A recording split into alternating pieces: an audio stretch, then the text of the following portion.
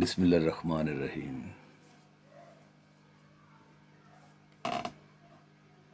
سن 2019 میں میری ایک کتاب فقر فقیری کے نام سے شائع ہوئی، جس میں میں نے تصوف کے حوالے سے کچھ کہانیاں لکھیں۔ ویسے تو میں فقر فقیری ریڈیو پہ لائیو کرتا ہوں، کبھی سوشل میڈیا پہ بھی لائیو ہو جاتا ہوں، لیکن یہ کتاب اسپیشلی میں نے جو تصوف کے راہی ہیں اور فقر فقیری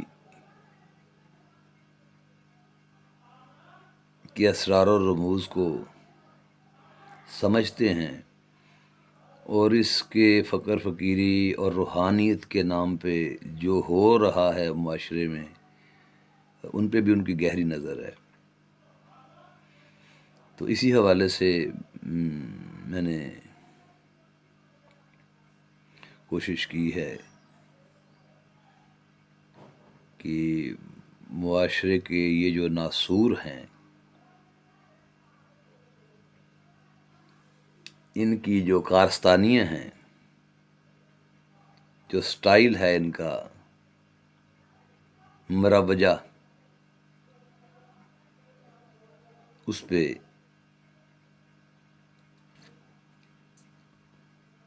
کچھ کہا جائے۔ تو میں اسی سلسلے میں ایک کہانی آپ کی خدمت میں پیش کرتا ہوں۔ کہانی کا عنوان ہے کیمیا گری۔ تو پیش خدمت ہے کیمیا گری۔ اگر ایک دکان سے مرضی کا سودا نہ ملے تو دوسری دکان پر چلے جانا چاہیے، اس نے دریافت کیا۔ جب دکان اور سودا کی نوعیت کا پتہ نہ چلے، میں کچھ نہیں کہہ سکتا، میں نے جواب دیا۔ وہ جناب، دکان ہی ہوتی ہے اور سودا۔ وہ بولا، اگر تم باٹا کی دکان پر جا کر وائٹ فیس کریم طلب کرو تو ظاہر ہے تمہیں اس دکان پر جانا ہوگا جہاں میک اپ کا سامان فروخت ہوتا ہے۔ میں نے دلیل دی۔ خدا آپ کا بھلا کرے، باقی سچ کہا، میرا کام بن گیا اور مسئلہ حل ہو گیا۔ وہ کیسے؟ یہ تو ایک عام سی بات ہے جو ایک بچہ بھی جانتا ہے۔ میں نے اس کے کھلتے ہوئے چہرہ کی طرف دیکھتے ہوئے کہا۔ کہنے لگا، جی یہ عام سی بات نہیں، میرے لیے تو یہ ایک بہت بڑا مسئلہ ہے۔ قدرے توقف کے بعد گویا ہوا، آپ نے فٹ پاتھ پر براجمان خود کو پروفیسر کہلانے والے نجومیوں، جوتشیوں اور عاملوں کو تو دیکھا ہوگا۔ میں نے جواب دیا، ہاں، شہروں میں ان لوگوں کی بھرمار ہے۔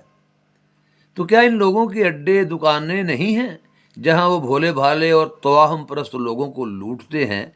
اس نے پیشانی پر شکنے مزید گہرے کرتے ہوئے کہا۔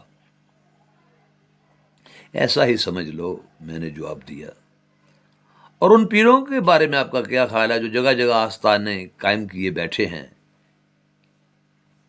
اس سوال کی ذات مجھ پر بھی پڑتی تھی کیونکہ میں بھی ایک زاویہ نشین ہوں۔ میں نے دلیری سے جواب دیا، ابے ناخلف، یہ تو صوفی لوگ ہیں، روحانیت میں ڈوبے ہوئے، بڑے بڑے صوفیاء خانقاہیں، آستانے، تکیے، زاویے قائم کیے ہیں جنہیں تم دکانیں قرار دینے پر تلے ہوئے ہو۔ قطع کلامی کرتے ہوئے کہنے لگا، بابا جی مجھے غلط نہ سمجھے، میں کوئی وہابی یا غیر مقلد نہیں ہوں۔ बड़े भी खुदा के फजल से पीरों फकीरों के मोतक़िद थे और मैं भी उन्हें मानने वाला हूँ। मेरा मतलब नाम नहाद जहली पीरों से जो तावीज़ गंडे और झाड़ू फूंक से कैंसर का इलाज करते हैं, काला बकरा लेकर पित्ता,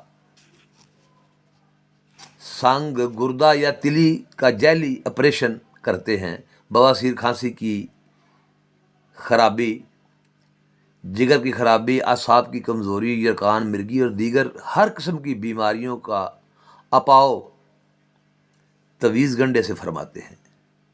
भाई तुम हकीकत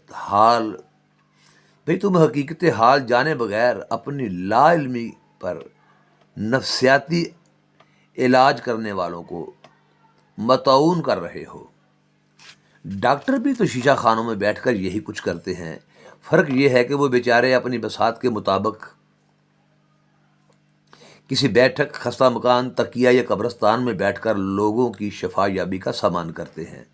वो पैसे, हदिया या नज़र न्याज लेते हैं तो इस गर्ज से कि मरीज़ को यकीन आ जाए कि वो वाकई बुज़ुर्ग, हकीम, हाज़क, खुदाशनास, वली और तकदीर टालने वाले हैं।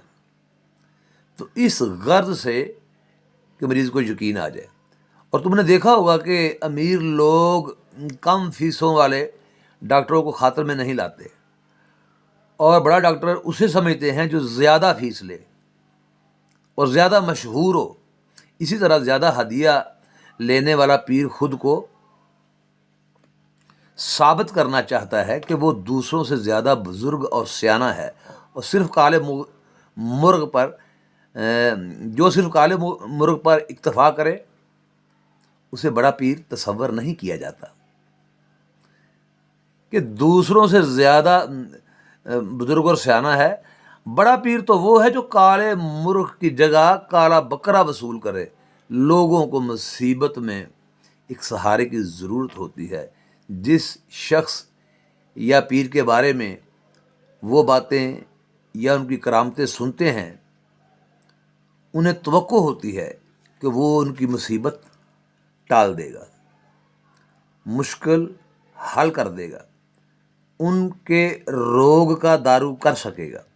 जो पीर हदिया ही ना ले उस पर उनका यकीन नहीं बंधेगा।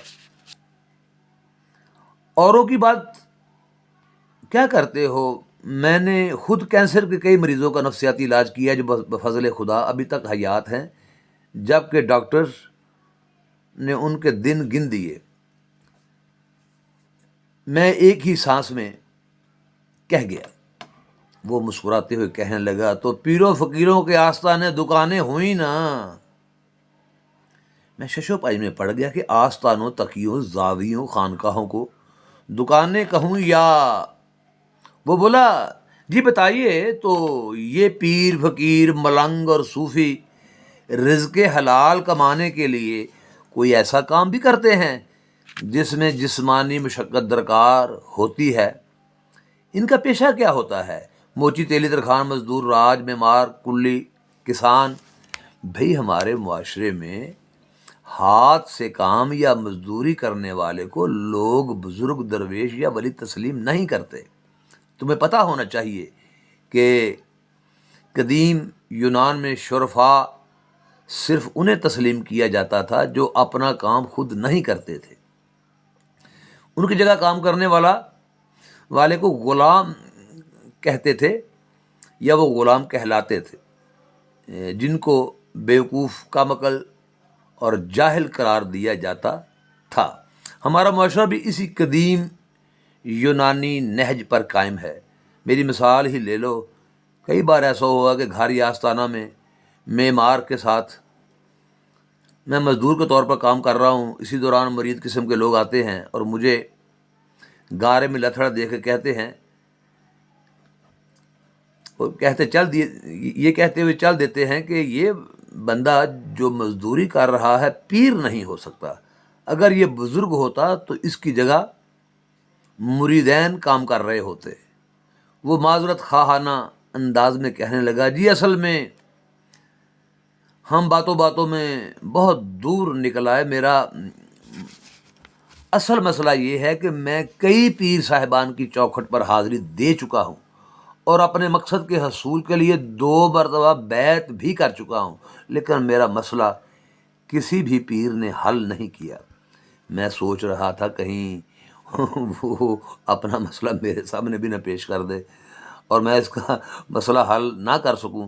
اتنے میں اس نے نیا سوال داغ دیا، کیا پہلے پیر کی بیعت منسوخ کر کے کسی نئے پیر کی بیعت کرنا جائز ہے؟ میں نے تلخ انداز میں کہا، یہ سوال تمہیں اپنے پہلے پیر کی بیعت توڑ کر دوسرے پیر کی بیعت کرنے سے پہلے کرنا چاہیے تھا. کہنے لگا، جی میرا خیال ہے کہ بیعت اور نکاح دونوں کی حیثیت ایک ہے. نکاح میں اگر خامد طلاق نہ دے تو بیوی عدالت کے ذریعہ خلا لے سکتی ہے. پیر کی بیعت منسوخ کرانے کے لیے کوئی عدالت نہیں ہے، اس لیے میں نے اپنی مرضی سے پہلے پیر کو چھوڑ کر دوسرے پیر کے ہاتھ پر بیعت کر لی. میں نے جواب دیا، عدالتیں کیوں موجود نہیں ہیں؟ اس سلسلہ میں تمہیں علماء کرام سے رجوع کرنا چاہیے تھا، صوفیاء سے مشورہ لینا چاہیے تھا. اور تو اور عوام بھی اس بات کو برا جانتے ہیں کہ پیر کی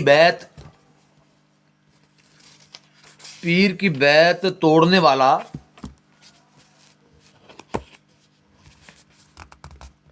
منکر، مرتد، مردود اور پیر کا گستاخ، نامراد اور ناہنجار کہلاتا ہے، اور لوگ بھی اسے یہی قرار دیتے ہیں.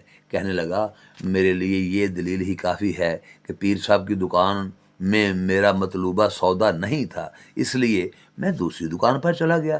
لیکن وہاں بھی میں نے طنزیہ انداز میں کہا، تو کیا اب تم تیسری دکان پر جانا چاہتے ہو؟ بولا، جی ہاں، میں اسی مقصد کے لیے آپ کے پاس حاضر ہوا ہوں. اس نے اپنی بکڑ سے مٹھائی کا ڈبہ نکال کر میرے سامنے رکھتے ہوئے کہا، قبول کیجئے حضرت صاحب، اور خدا کا نام لے کر مجھے بیعت سے سرفراز کیجئے. یہ بات سن کر مجھے تو سکتہ سا ہو گیا اور میرے منہ سے بے ساختہ نکل گیا، لا حول ولا قوت الا باللہ العلی العظیم. کہنے لگا، کیوں جی، میں نے کوئی غلط بات کہہ دی؟ لاہور تو شیطان کو بھگانے کے لیے پڑھتے ہیں اور میں خیر سے مومن مسلمان ہوں. میں نے غصہ سے کہا، پہلے یہ مٹھائی کا ڈبہ میرے سامنے سے ہٹاؤ، اٹھو اور شرافت سے اپنی راہ لو. وہ ٹس سے مس نہ ہوا، کہنے لگا، جی میں نے پہلے ہی سنا تھا کہ آپ بہت جلالی ہیں، ایسے جلالی بزرگوں کی بات کا برا نہیں منانا چاہیے. اس نے کولر میں سے پانی کا گلاس بھرتے ہوئے پیش کیا، قبلہ لیجئے، ٹھنڈا پانی پیجئے.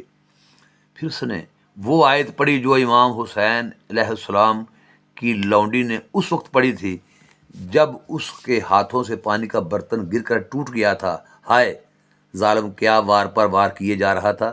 میں پسینہ سے شرابور ہو گیا اور اٹھ کر حجرہ سے باہر ٹہلنے لگا. صحن میں گلاب کا شگفتہ پھول نظر آیا تو میں اس کی طرف لپکا اور اپنے پیر و مرشد سیدنا تنویر بخاری کا یہ شعر پڑھنے لگا کہ پیری شیری یہ ساری بھل جاندی، رت آؤندی ہے جدوں شباب اتے. پیری شیری یہ ساری بھل جاندی، رت آؤندی ہے جدوں شباب اتے. لیندا رہنا واں بوسے میں رج رج کے، پڑھ پڑھ درود گلاب اتے. درود شریف کا ورد کرنے کے بعد میں پرسکون ہو کر خود کو متعون کرنے لگا کہ گھر آئے مہمان کو میں نے کیوں نکل جانے کے لیے کہا. حالانکہ بات بھی معمولی تھی. میں حجرہ میں داخل ہوا تو وہ ایک کتاب دیکھنے میں مصروف تھا. میں نے اس کا ہاتھ اپنے ہاتھ میں لے کر کہا، نوجوان معاف کر دو، تمہیں میرے وتیرہ سے رنجش پہنچی. وہ گھٹنوں کے بل بیٹھ کر میرے ہاتھ چومنے لگا تو میں نے ہاتھ کھینچ لیے. وہ زمین پر دراز ہو کر میرے پاؤں چومنے لگا تو میں نے اپنے پاؤں سمیٹتے ہوئے کہا، بیٹا غیر اللہ کو سجدہ کرنا حرام ہے. کہنے لگا، میں سجدہ کب کر رہا ہوں، میں تو تعظیم دے رہا ہوں۔ میں نے اسے بازو سے پکڑ کر اٹھایا اور اپنے برابر بٹھا لیا۔ تھوڑی دیر بعد خاموش رہنے کے بعد ملتجیانہ انداز میں گویا ہوا، قبلہ میری سرگزشت سن لیجئے، آپ کو خود معلوم ہو جائے کہ میں کتنا دکھی ہوں اور پیر و فقیروں کے در پر کیوں بھٹکتا پھرتا ہوں۔ میں نے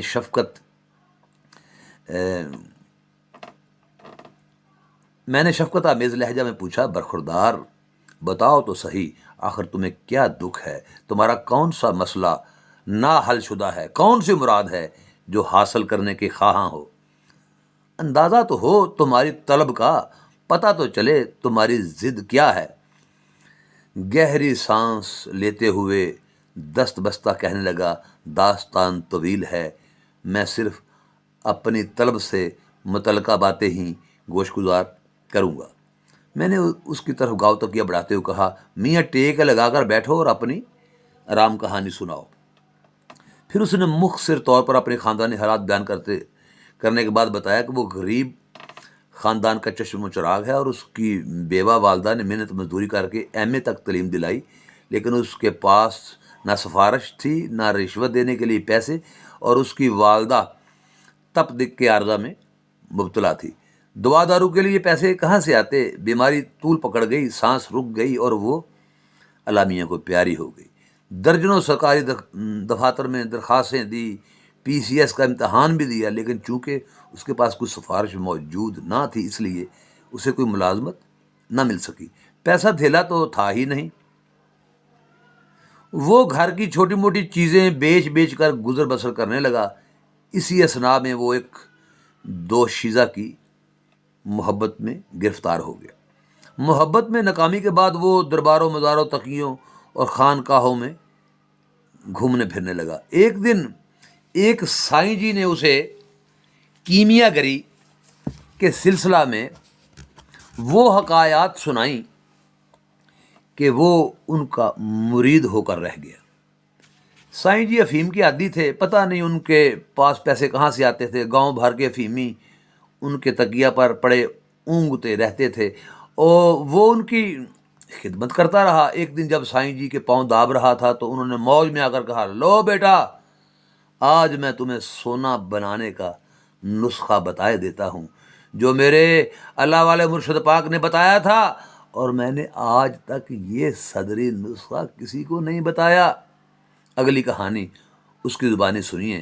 اس نے حجرہ میں اینٹوں پر رکھے ہوئے گھڑے سے پانی کا پیالہ بھر کر پینے کے بعد کہا، جی بالکل ایسا ہی گھڑا سائیں جی کے تکیے پر پڑا رہتا تھا، لیکن اس کا پانی اتنا ٹھنڈا اور لطف اندوز نہیں تھا۔ آپ برف ڈالتے ہوں گے اس میں؟ میں نے اس کا سوال نظر انداز کرتے ہوئے کہا، آپ کیمیا گری کا تذکرہ کرنے چلے تھے؟ ہاں۔ تو وہ اپنے چہرہ پر بڑی ہوئی داڑھی کھجاتے ہوئے بولا، سائیں جی نے کہا تھا کہ میں تمہیں سونا بنانے کی ترکیب اس شرط پر بتاتا ہوں کہ پہلے تم وعدہ کرو کہ اس کی کمائی سے تم میرا پختہ مزار بنواؤ گے، اور جب کمائی وافر ہو گئی تو مزار پر مقبرہ بھی تعمیر کراؤ گے۔ نسخہ مفت میں ہاتھ آ رہا تھا، میں نے حامی بھر لی۔ تھوڑی دیر خاموش رہنے کے بعد بولا، جی سائیں جی نے کہا تھا کہ لوگ چاندی اور تانبے سے بھی سونا بناتے ہیں، یہ چیزیں مہنگی ہیں، میں تمہیں مٹی سے سونا بنانے کی ترکیب بتاؤں گا۔ پھر انہوں نے کہا کہ مٹی اس جگہ کے لینا جہاں لوگ کافی عرصہ سے پیشاب کرتے ہوں۔ میں نے پوچھا، جی وہ کیوں؟ تو کہنے لگے، مورکھ، تمہیں یہ بھی نہیں خبر کہ انسانی جسم میں سونے کے ننھے سوئی کی نوک سے بھی چھوٹے ذرات موجود ہوتے ہیں۔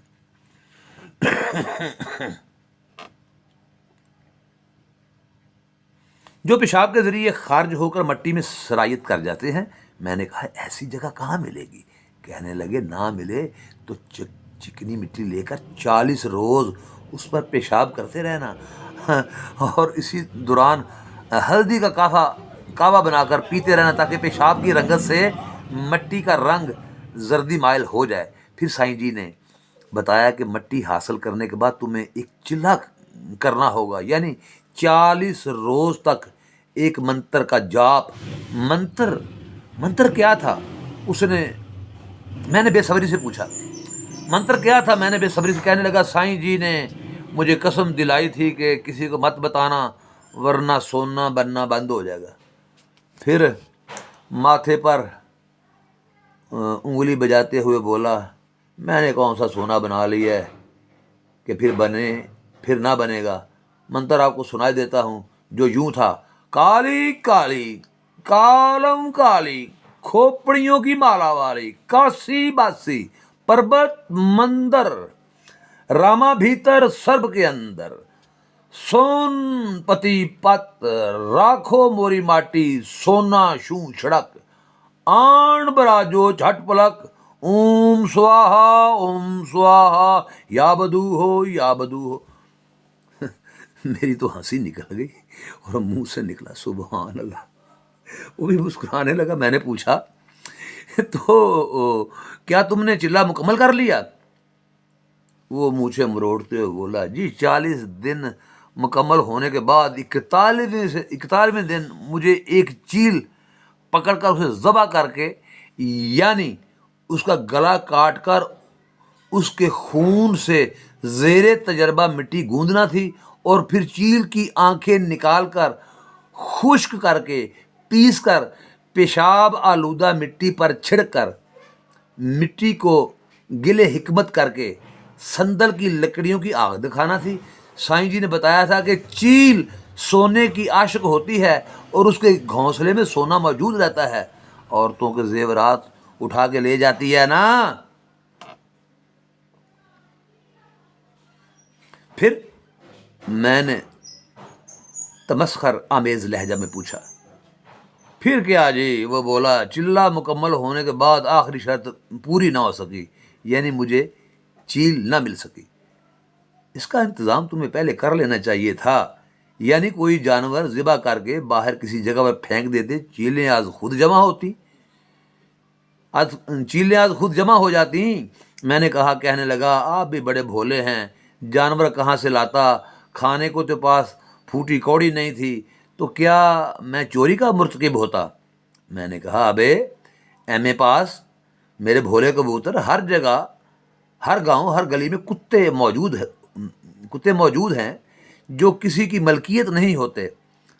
ان میں سے کسی کو ڈنڈا مار کر ہلاک کر کے گاؤں کے باہر پھینک دیتے تو گھڑی بھر میں چیلوں کو گوشت خوری کا دعوت نامہ مل جاتا اور تم ان میں سے ایک کو پکڑ لیتے۔ تیوریاں چڑھاتے ہوئے بولا، پیر جی، بھولا میں نہیں، بھولے تو آپ ہیں۔ کیا آپ کو معلوم نہیں کتا ایک درندہ ہے، کاٹ لے تو 14 ٹیکے لگوانے پڑتے ہیں پیٹ میں۔ وہ اتنی جلدی مرتا بھی نہیں، زیادہ سے زیادہ لاٹھی سے آپ اس کی ٹانگ توڑ سکتے ہیں یا سر پھاڑ سکتے ہیں۔ اسے فوری طور پر ہلاک کرنے کے لیے بندوق کی ضرورت ہے، جو مجھ جیسے ڈرپوک کے پاس کہاں۔ پھر طنز آمیز لہجے میں بولا، پیر جی، آپ کچھ بے رحم بے درد سنگ دل سے معلوم ہوتے ہیں۔ بھلا کسی جاندار کو قتل کرنا بے رحمی نہیں؟ قتل ہر حال میں قتل ہے، خواہ وہ انسان کا ہو یا کسی جاندار کا۔ جینی تو مچھر کے مارنے کو بھی مہا پاپ تصور کرتے ہیں۔ یہ جین مت والے، یہ تو مچھر کے مارنے کو بھی مہا پاپ تصور کرتے ہیں۔ کتا تو ایک وفادار جانور ہے۔ اصحاب کہف کا کتا سنا ہے کہ ان کے ساتھ جنت میں جائے گا۔ ہمارے بہت سے پیروں کے دربار پر بے شمار کتے موجود ہوتے ہیں اور وہ ان کتوں سے بہت محبت کرتے ہیں، عقیدت مند ان کتوں کو دودھ پلاتے ہیں۔ ان میں سے کتیاں والی سرکار کا نام شاید آپ نے بھی سنا ہو۔ اور پھر چیل پکڑنا آسان ہے کیا؟ ہاں، آپ نے پکڑی ہے کبھی کوئی چیل؟ میں گم سم بیٹھا اس کا منہ دیکھتا رہا۔ میں نے اپنا مشورہ واپس لیتے معذرت کرتے پوچھا، تو کیا تمہارا چلہ نامکمل رہ گیا؟ برا سا منہ بناتے ہوئے بولا، واپس آیا تو سائیں جی اگلے جہان سدھار چکے تھے۔ میں غصہ میں بھرا ہوا تھا، जाते ही उनकी कब्र पर 7 जूते रसीद किए और गिनकर 21 सलवातें सुनाई। बहुत गुस्ताख हो, पीरों मुर्शिदों गुरुओं के साथ भला ऐसा करते हैं? गलती तो तुम्हारी अपनी थी, तुम चील की अदम दस्तयाबी की वजह से चिल्ला मुकम्मल ना कर पाए। डिगा खोती तो गुस्सा कम हारते। मैंने सरजनश करते हुए कहा। इतने में असर की अजान हो गई तो मैंने उठते हुए कहा, आओ नमाज अदा करते हैं। वो उठा और नमाज से पीछा छुड़वाने के लिए बोला, अच्छा जी, किसी रोज़ फिर हाज़िरी दूंगा, यानी किसी और दिन हाज़िर होऊंगा।